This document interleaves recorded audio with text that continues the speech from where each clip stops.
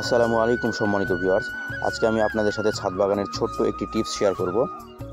সেটা হলো গাছের হরলিক্স। গাছের হরলিক্স কীভাবে তৈরি করতে হয়। আপনারা আমার সামনে যে উপাদানটি দেখছেন বা মিশ্রণটি দেখছেন, এটাকেই মূলত গাছের হরলিক্স বলা হয়।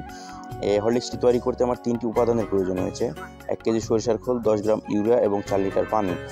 মিশ্রণগুলো একত্রে মিশিয়ে 10 দিন আমি ভিজিয়ে রেখেছিলাম। 10 দিন পরে যখন এটা আমার গাছে ব্যবহারের জন্য উপযুক্ত হয়েছে, তখন আমি এর সাথে 26 লিটার সাদা পানি মিশিয়ে এটার ঘনত্বটা পাতলা করে নিয়েছি। এটার ঘনত্বটা পাতলা করার কারণ একটাই, যে যদিও বা কোনো কারণবশত আমার কোনো গাছের পরিমাণে বেশি হয়ে যায়, যেন আমার গাছের কোনো ক্ষতি না হয়।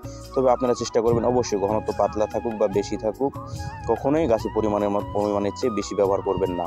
আর আরেকটা বিষয়, কখনো ভেজা বা স্যাঁতসেঁতে কোনো গাছের গোড়ায় ব্যবহার করবেন না। যদি করেন সেক্ষেত্রে গাছের শিকড় পুড়ে বা পচে গাছ নষ্ট হওয়ার সম্ভাবনা থাকতে পারে।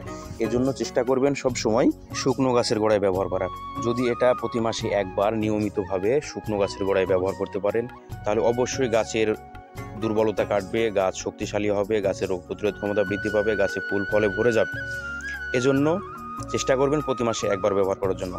আর এমন সুন্দর সুন্দর আরও ভিডিও পেতে আমার সাথে থাকুন, আমার পাশে থাকুন। ধন্যবাদ। আসসালামু আলাইকুম ওয়া রাহমাতুল্লাহ।